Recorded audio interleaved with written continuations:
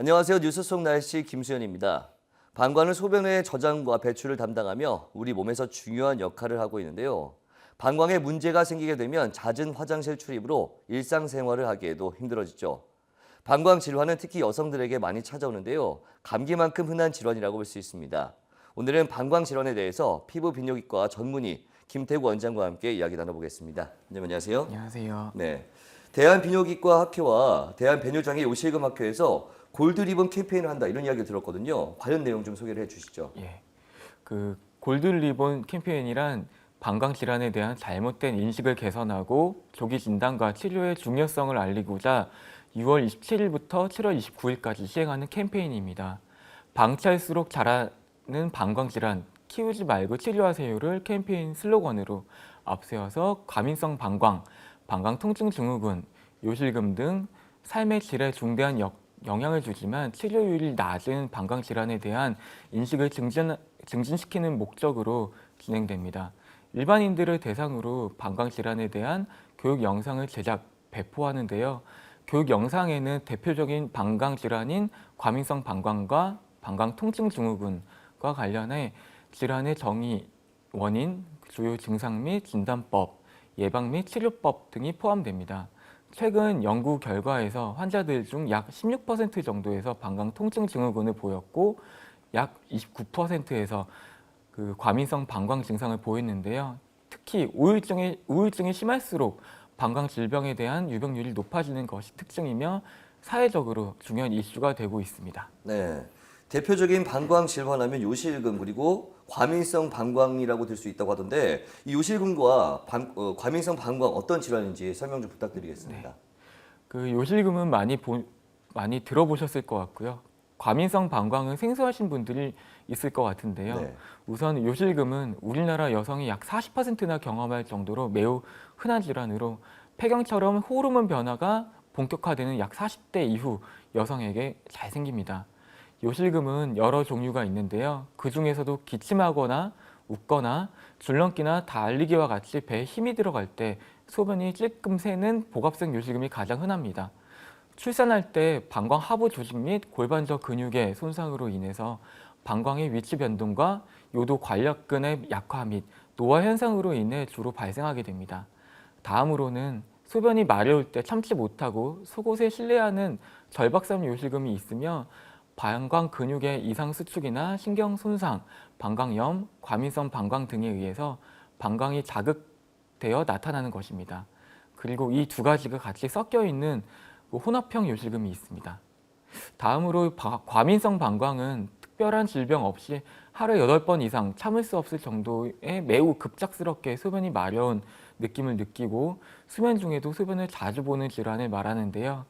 심할 경우 소변을 못 참고 새버리는 절박성 요실금이 동반되기도 합니다. 네, 그러면 어떻게 진단되는지 궁금하고요. 치료 방법은 어떻게 될까요? 네, 진단법은 소변 검사, 배뇨 일지 작성, 요역동학 검사 등 여러 검사를 복합적으로 시행할 수 있겠지만 우선적으로 자가 진단을 통해서 알아볼 수가 있습니다. 소변을 하루에 8번 이상 보거나 소변이 마려울 때 참지 못하거나 어느 장소에 가더라도 화장실 위치부터 알아두거나 화장실이 없는 장소에서는 잘 가지 못하거나 소변이 셀까봐 물이나 음료수도 못 마시고 패드나 기저귀를 착용하거나 자다가 2번 이상 화장실에 가는 경우가 있다면 이럴 경우 과민성 방광이라고 할 수가 있겠습니다.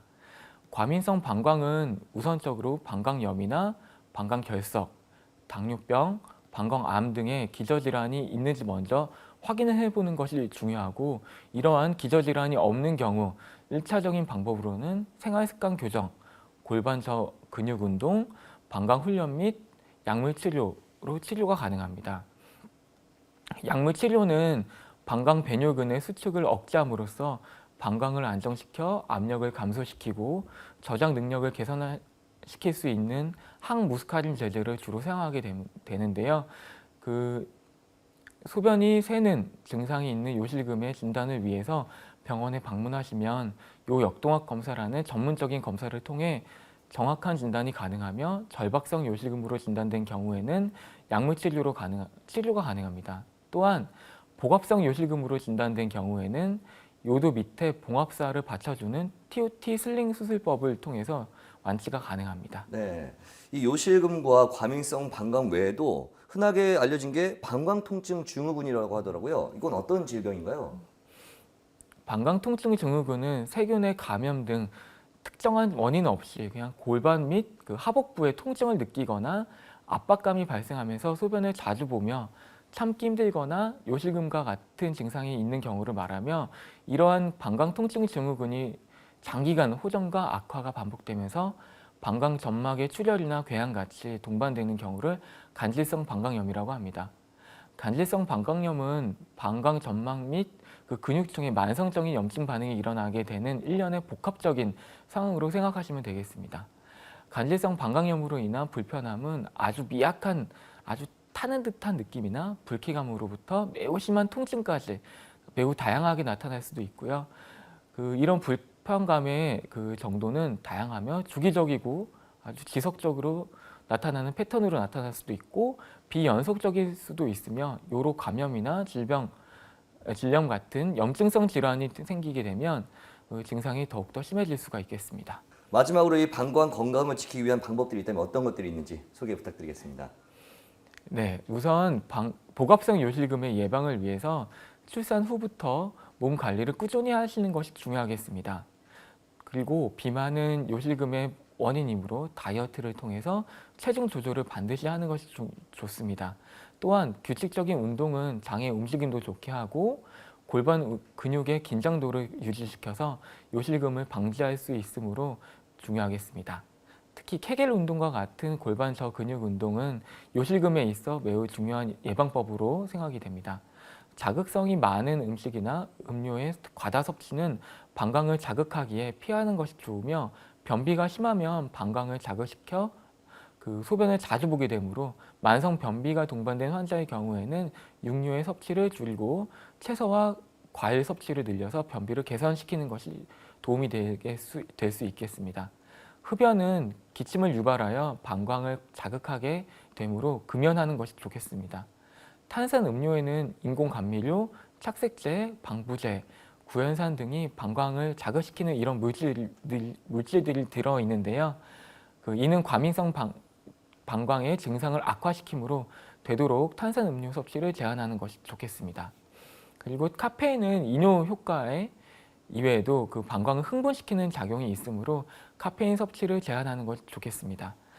과도한 수분 섭취 없이 증상을 악화시키는 요인이 되므로 수분 섭취량을 적절하게 조절해야 합니다. 비만 환자에서 과민성 방광의 위험도가 높다는 연구 결과가 있으므로 체중 조절을 위해 적당한 운동을 하시는 것이 좋겠습니다. 그리고 만성적인 기침은 방광 자극 증상을 악화시키므로 주의해야 하는 것이 좋겠으며, 평소 정상적인 배뇨 습관을 유지할 수 있도록 저녁 6시 이후에는 수분 섭취를 제한하는 것이 도움이 되겠습니다. 마지막으로 무엇보다 제일 중요한 것은 방광 건강을 위해서 방광 증상이 발생하거나 하복부 통증, 골반 통증 등이 발생하면 주위 비뇨기과를 반드시 방문하여 진단을 받고 조기에 치료하는 것이 매우 중요하겠습니다. 네, 그렇군요. 오늘 말씀 고맙습니다. 네, 감사합니다. 네, 뉴스 성날씨 오늘 준비한 소식은 여기까지입니다. 시청해주신 여러분 고맙습니다.